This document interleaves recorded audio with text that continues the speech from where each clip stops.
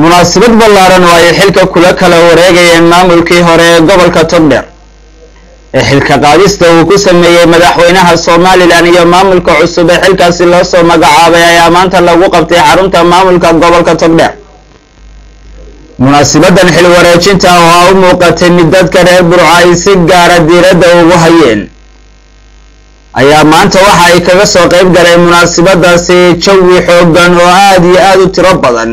kaasi oo dadweynaha u tiro badan ay soo buux dhaafiyeen kana soo xaadireen madasha xil wareejinta ay ka dhacaysay oo ay ka mid ahaayeen wasiiro, agaasimayaal guud, taliyayaal madaxweyne, xildhibaano, maamulka cusub ee gobolka Togdheer,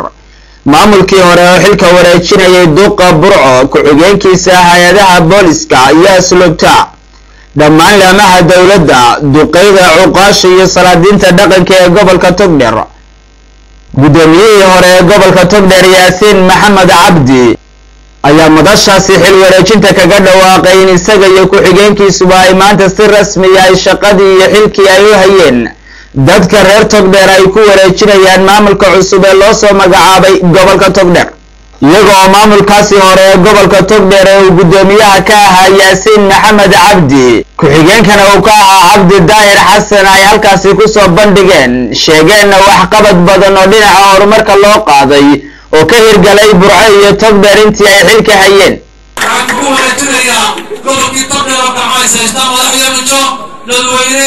dhammaan xagga siyaasadda, xagga waxqabadka, xagga nolosha,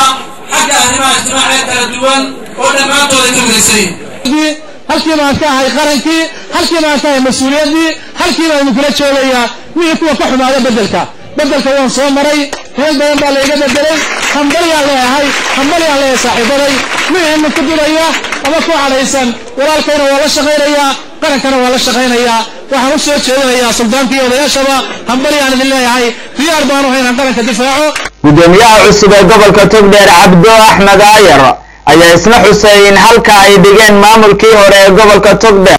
shaqadii iyo xilkii ay u hayeen gobolka Togdheer ay ka sii anba qaadi doonaan, waxaana uu ballan qaaday gudoomiyahan cusub qodobo badan uu ka bilaabi doono sida uu sheegay shaqada iyo mas'uuliyadda uu la wareegay maanta, isagoo qurbajooga gobolka Togdheerna baaq u diray. Burco mid wax badan baa ka khaldan, waxa ka khaldanina waa waxa maanta dib u riday, waxaana ugu wacan qabyaalad. waxaan doonayaa inaan tiirkaa jabiyo oo ay noqoto mid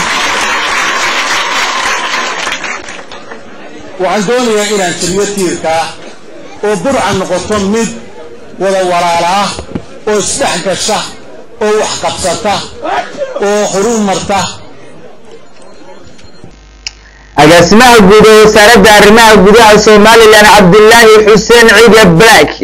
iyo wasiirka xanaanada xoolaha Soomaaliland Dr. Cabdi Daahir Cali ayaa iyana xusay in muhiim ay tahay midnimada gobolka Togdheer iyo difaaca qaranka Soomaaliland. inkastoo ay tiro badnaayeen mas'uuliyiinta halkan ka hadashay munaasabadan maanta ayaa haddana waxay ahayd mid halkaasi lagu soo bandhigay hadallo nuxurkoodu yahay dhiirigelin iyo guubaabay in gobolka Togdheer laga midaysnaado horumarkiisa. mas-uuliyiintaas oo ay ka mid ahaayeen afhayeenka xisbiga talada Soomaaliland ee kulmiye Mujaahid Maxamed Kaahin Axmed, xildhibaano ka tirsan golaha wakiilada Soomaaliland, haween ku hadlaya afka haweenka ee gobolka Togdheer, salaadiinta dhaqanka iyo weliba cuqaal ay ka mid ahaayeen Suldaan Cismaan Suldaan Cali Madar. mas-uuliyiintii hore waxaa kaloo runtii iyaga si gaara uga mahad celeeya.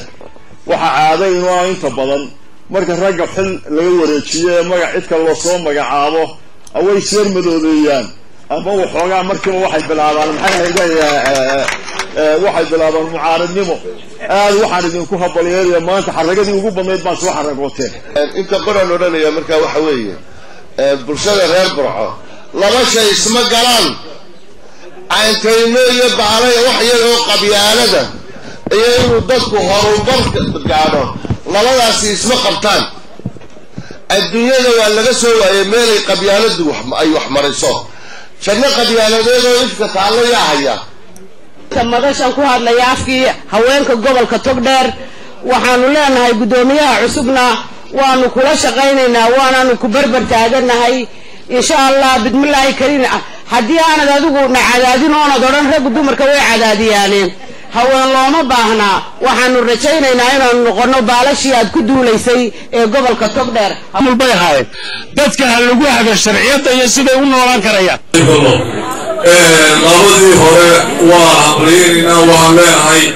waqtigii kule aanu isqaynaynay